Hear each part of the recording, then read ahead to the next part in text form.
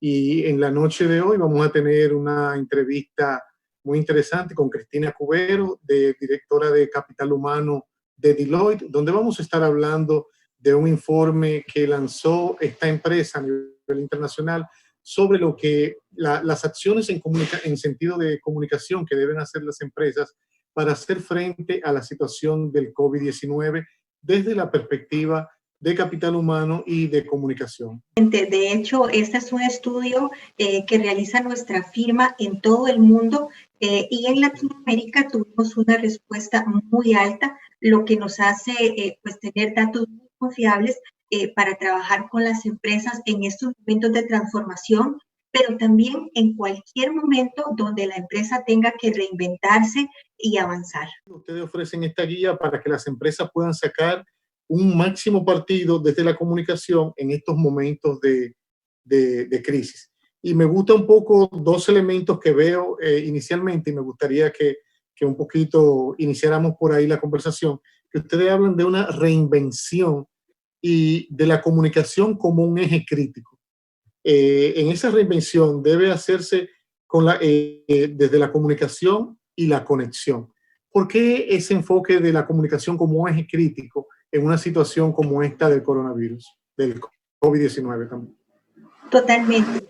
Lo que estamos viviendo es una transformación que lamentablemente toca elementos muy cercanos a las emociones de las personas. Un experto en duelo a nivel mundial indicó que esto que estamos sintiendo como humanidad completa, que nos sentimos diferentes, que nos sentimos extraños, no es otra cosa que una pérdida de inseguridad y miedo. Miedo porque tenemos temor de enfermarnos, temor de perder nuestro empleo o temor incluso de no poder, poder alimentar a nuestras familias. Entonces, las empresas tienen que tener total conciencia de que las personas están tratando de trabajar bajo condiciones extremas de miedo, de inseguridad. Y también están tratando de buscar entes que les generen cierta conexión y cierta seguridad. Y uno de esos entes son las compañías. Las personas buscan que sus compañías, que sus grupos de colaboradores, que sus compañeros de oficina les brinden esa sensación de seguridad. Entonces, las organizaciones tienen que estar muy atentos a eso, a que las personas estén comunicadas, estén sintiéndose seguras y estén sintiendo que hay un ente que está preocupada por ellas. Lógicamente, hay un primer elemento que es el flujo de caja para poder subsistir. Pero cuando eso está, ¿verdad? Los empresarios y las personas tienen que entender que eso es un momento donde todos tenemos que hacer sinergias, tenemos que tener un propósito y con ese propósito tratar de movernos en medio de la incertidumbre. ¿Cuál podría ser ese enfoque de que puedan tener esas pequeñas empresas para encontrar ese foco y seguir sobreviviendo en medio de esta situación? Claro, el primero es la sobrevivencia en sí mismo. Es decir, no hay mayor motor de creatividad y de innovación que el sentir que uno tiene que seguir adelante para sobrevivir. Entonces, ese mismo sentido de supervivencia, lo hemos monitoreado desde Deloitte, ha hecho que pequeñas empresas que no tenían en su radar, por ejemplo, dar servicios por medio de un canal digital o hacer entrega de sus productos de manera virtual, de un momento a otro todas las barreras desaparecieron y están reinventándose. Y estas mismas empresas dicen, no sé por qué no habíamos dado ese paso antes. Entonces, esa misma necesidad de sobrevivir ha empujado a muchas empresas a que se transformen digitalmente en tiempos muy cortos. Esta transformación, esta pandemia, si ha tenido un efecto positivo, es un efecto de catalizador de cambio, donde las empresas saben que o se transforman o no pueden seguir subsistiendo.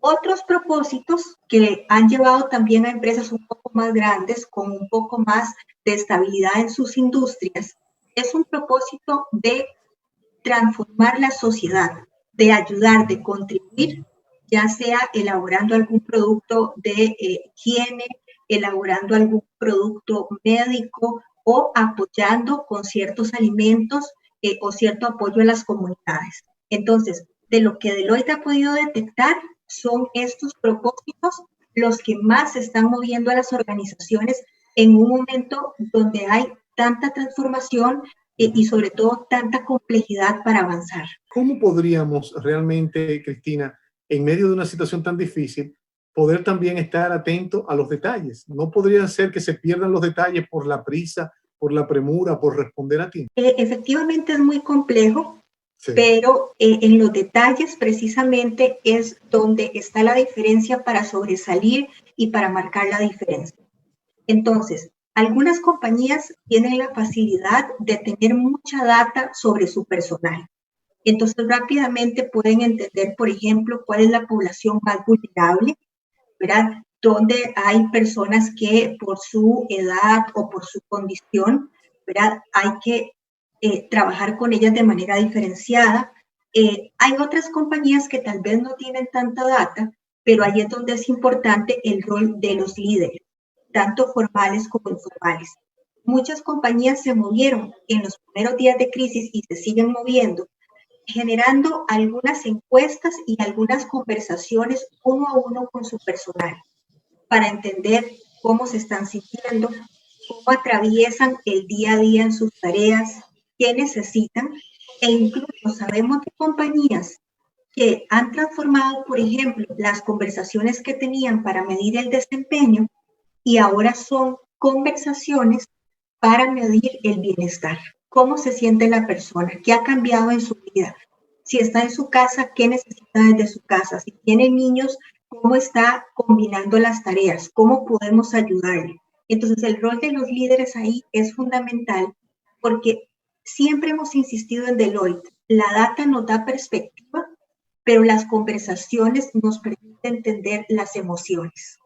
Entonces, aquí el llamado es a que se mantenga esa red de conversaciones y traslademos un poco los sistemas de gestión a estar muy en contacto con lo que necesita cada persona y a partir de ahí construir las estrategias.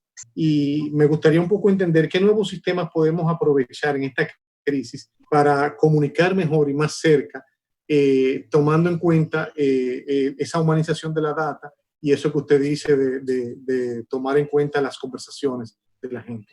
Toda aquella decisión que tomemos tiene que pasar por procesos de análisis de data. Sin embargo, y aquí hay una buena noticia, la mayoría de compañías que ya empiezan a trabajar con datos saben y comienzan a sentir con mayor fuerza que no pueden solo trabajar los datos con expertos en datos. Es decir, no podemos tener solo ingenieros o podemos tener estadísticos, sino que necesitamos psicólogos, antropólogos y estas profesiones que pueden convertir datos desde una manera de personas.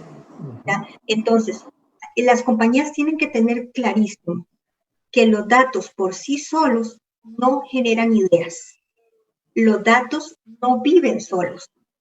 Los datos necesitan de un contexto y de especialistas en personas que traduzcan esos datos en ideas y bienestar.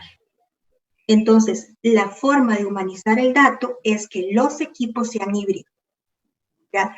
Quienes solamente trabajen la data desde una perspectiva de científicos de datos no van a poder potenciar el bienestar y la productividad en las empresas. Entonces las organizaciones están llenas de sistemas. Lamentablemente esos sistemas no han llegado al talento. Y algo que nosotros decimos de manera muy dolorosa es que muchas organizaciones viven en la nube. ¿Cuánto talento vive en un Excel? ¿Cuánto talento?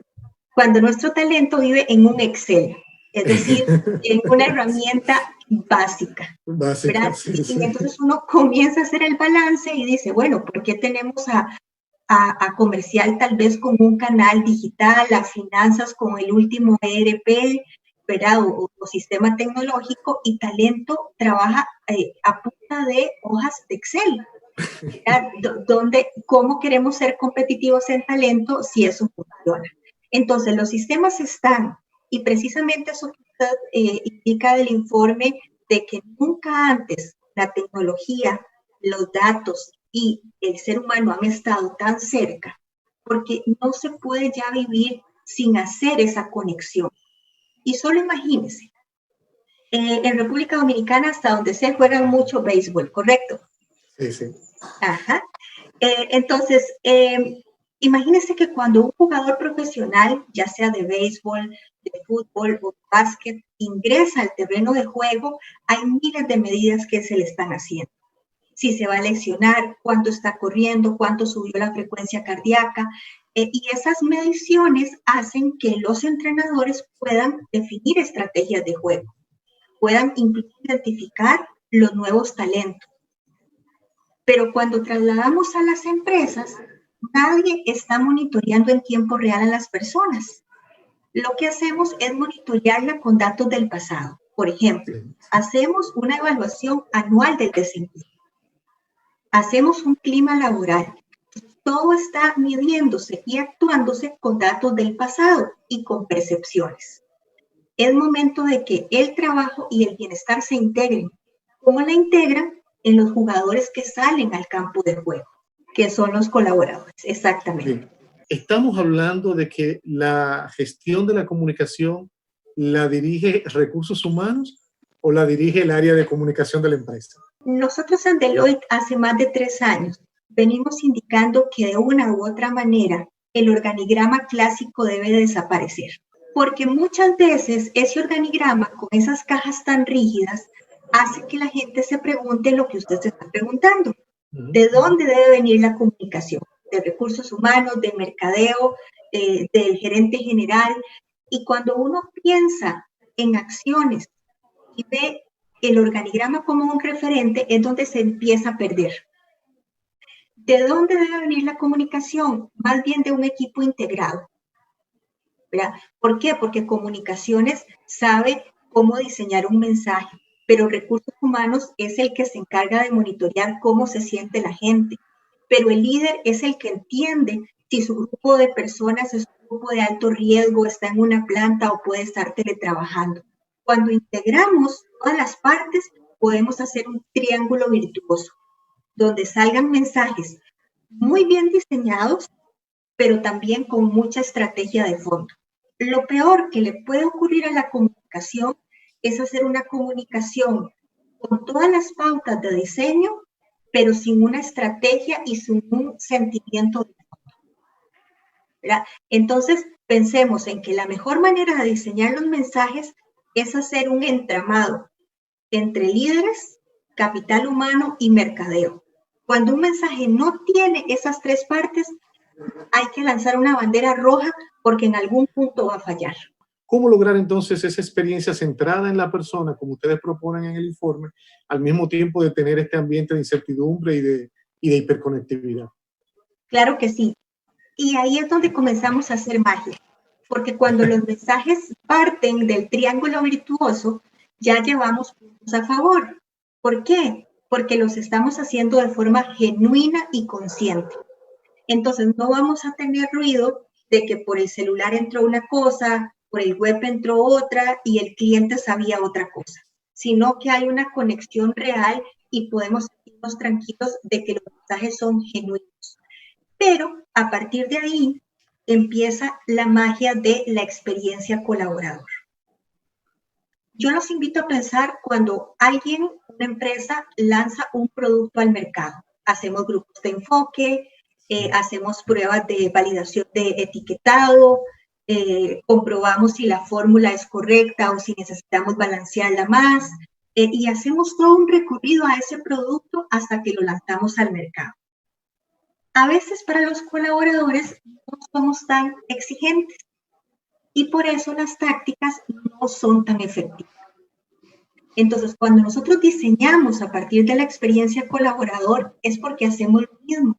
Llamamos a un grupo de enfoque, entendemos nuestras diferentes audiencias, hacemos lo que hoy llamamos viaje de vida colaborador, que es que, por ejemplo, decimos, muy bien, Cristina, ¿cómo es su día de trabajo? ¿Con qué clientes conversa? ¿Con qué grupos de interés conversa? ¿Cómo trabaja él? Utiliza más de un monitor, necesita herramientas estadísticas para procesar datos y comenzamos a entender cómo es el día en la vida de Cristina. Y a partir de ahí diseñamos estrategias de comunicación que le hagan sentido a Cristina porque entendemos la realidad que vive ella. Entonces, escogemos personas tipo que llamamos, qué sé yo, auxiliares contables, vendedores, repartidores, mecánicos de un taller. Mapeamos nuestra organización en personas, entendemos esas personas y diseñamos comunicación para esas personas. Que yo le digo así como las 3 R de la comunicación del COVID, que ustedes definen como responder, recuperar y reinventarse. ¿Cómo no podemos enfocar este aporte que ustedes hacen en este informe? Perfecto. En realidad, esas 3 R's son las 3 R's que marca Deloitte para las compañías, ¿verdad? En todos los aspectos, en la comunicación, en el talento, son nuestras 3 R de respuesta. Entonces, la primera R, en realidad, de responder, ya la pasamos, ¿verdad? Ya muchas compañías hicieron sus primeros planes y sus primeras comités de contención de riesgo, hicieron sus primeros planes de comunicación para decirle a toda la gente, estamos enfrentando esto y lo vamos a enfrentar de esta manera.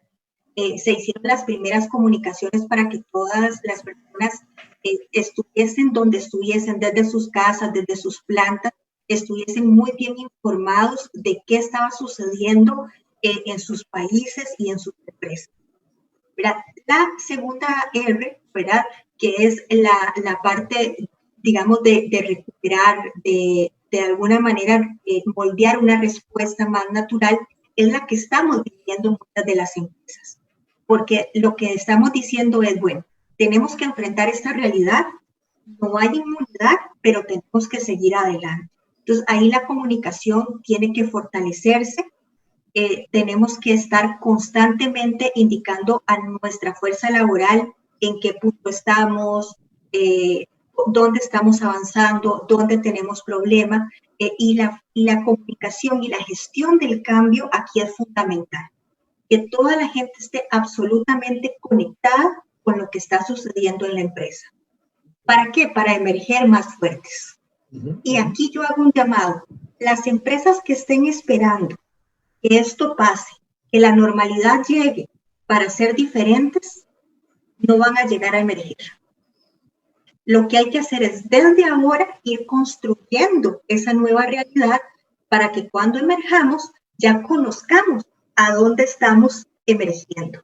Y como le digo yo, el cubrebocas o la careta que estamos usando cuando salimos al exterior, para mí refleja o tiene ese significado comunicacional de ser la última conexión que nos queda con el pasado. Cuando emerjamos y todo esto sucede, tenemos que tener la suficiente confianza y preparación para decir, no la necesito para respirar. Estoy preparado y fortalecido para empezar en un nuevo mundo donde me quito todo lo que me acompañaba del pasado. Que dice que cuando hay tiempos de crisis, quedarse callado genera más distorsión que en tiempos donde no hay crisis. Entonces, cuando enfrentamos una crisis, la comunicación debe potenciarse, pero haciéndolo de manera, de acuerdo a lo que señala el informe, consistente, transparente, ágil. Cuando la gente enfrenta una crisis, no quiere ser sobrecomunicada, pero sí necesita más información de lo normal.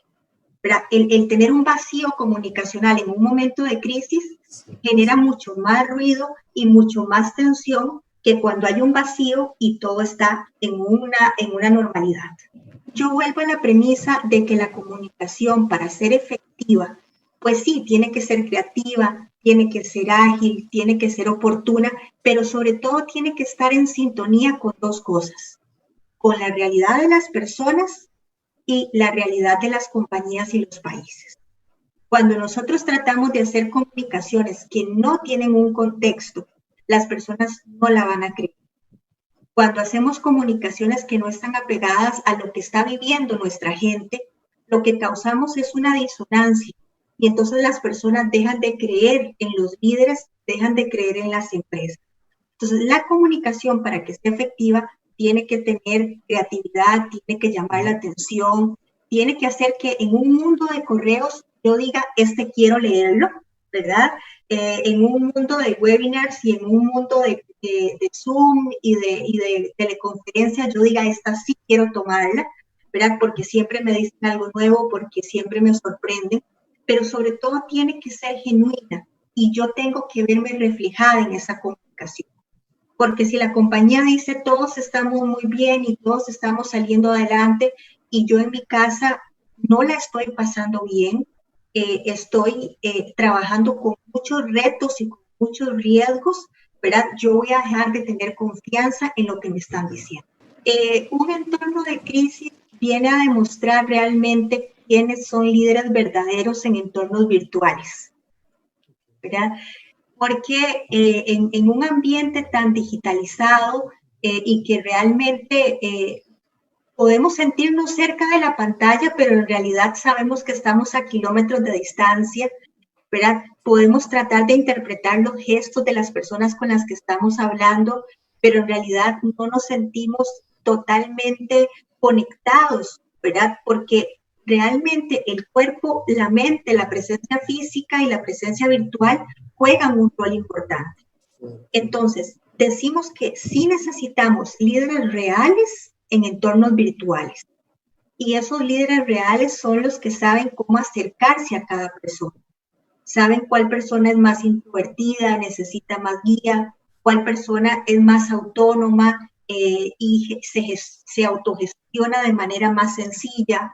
Quienes necesitan, por ejemplo, compartir un almuerzo virtual y quienes necesitan más bien más autonomía. Entonces, el rol de líder es fundamental, pero entendiendo que va a ser una persona que tiene esa sensibilidad de saber cómo comunicarse, cómo acercarse a cada persona de su equipo, porque la conoce y la entiende. Estamos pensando a través de todo esto que hemos hablado de la digitalización, de que las empresas deben oficializar los grupos de WhatsApp en su entorno, en su gestión interna. De hecho, me encanta la pregunta porque en nuestro estudio de tendencias de capital humano se indicó que una de las principales preocupaciones de las empresas en Latinoamérica es precisamente la ética y el futuro del trabajo.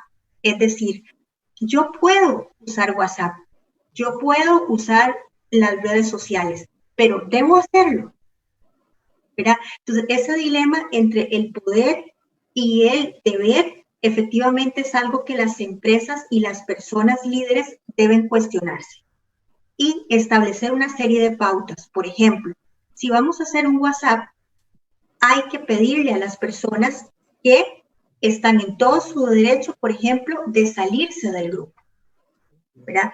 Si sobre todo estamos usando sus móviles personales. Entonces, ahí hay una primera consigna donde yo le digo a mi grupo, quiero establecer este canal para estar cerca, pero tenés el derecho de salirte si así lo dispones, ¿verdad? Entonces, hay ciertas pautas a nivel de privacidad y de ética que las empresas deben cuidar a la hora de usar estas facilidades digitales para que las personas se sientan cómodas y no se sientan invadidos en su mundo personal.